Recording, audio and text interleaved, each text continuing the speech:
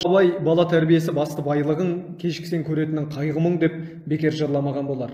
Атақты ойшыл Әбу Насыр әл-Фараби адамға ең бірінші білім емес тәрбие керек. Тәрбиесіз берілген білім адамзаттың қас жауы. Ол келешекте оның өміріне қауіп әкеледі деген екен. Бұл сөздің растығын өмір тәжірибесі талай мәрте дәлелдегені белгілі. Осы орайда біздің ата-бабаларымыз тәрбиенің орны бөлек екенін жақсы білген. Өйткені ұрпаққа үлгілі тәрбие бере алу қоғамның өзін, елдің тірегін қалыптастыру.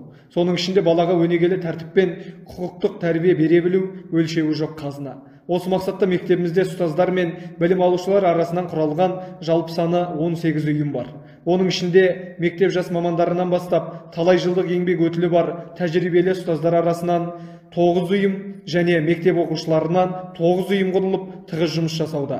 Ұйымдар арасы жұмыстың үздіксіз жүргізілуі мұғалім құзыреттілігінің дамуы мен білім сапасын арттыруға үлкен септігін тигізуде.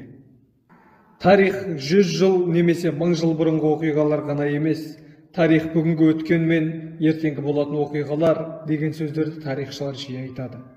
Біздің әрқайсымыз тарихтың бір бөлшегіміз.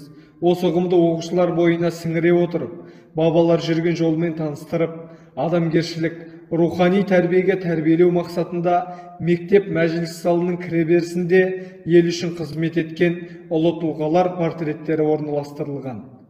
Мемлекеттің саяси өмірінде, ел ішінде болып жатқан талас-тартысқа әділ шешім берген қазақтың атақты 3 биі мен Алаштың 5 арысы деген атпен ел есінде қалған ақын жазушыларымыздың портреттері мен өмір баяндары бейнеленген тақтайшалар тарихтан сыр шертеді.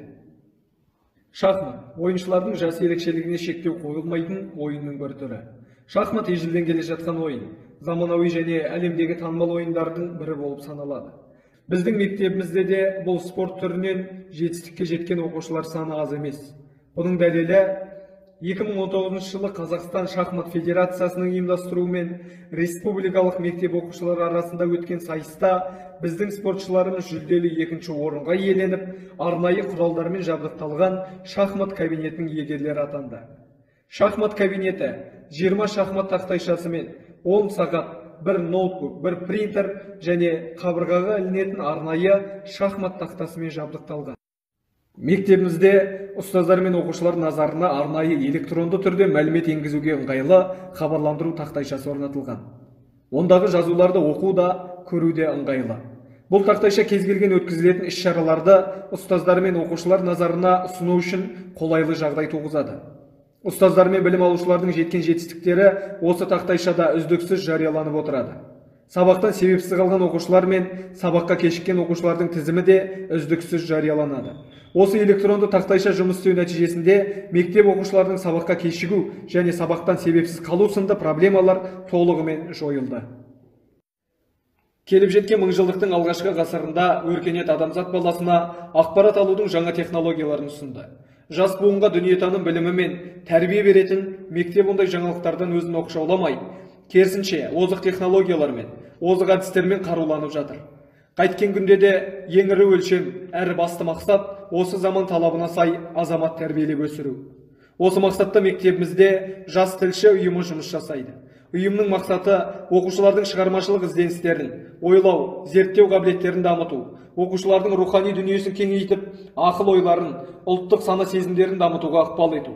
Сонымен қатар ауызекі және жазба тілде еркін әрі байланыстырып сөйлеулерін, сөздік қорларын арттыру. Ұйым мүшелері жұмыстарының нәтижесі ретінде мектебіміздің оқушылары мен мұғалімдерінің жеткен жетістіктерін, әртүрлі хабарландыру мен жаңалықтарды мектеп теледидарынан хабарлап отырады. Сол еңбектерінің нәтижесінде тілдерін жаттықтырып, болашаққа өздерін бейімдейді. Мектебімізде өткізілген білім, тәрбие саласы бойынша іс-шаралар, педагогтар мен білім алушылардың жеткен жетістіктері жас тілші ұйымы мүшелерінің әрдайым назарында.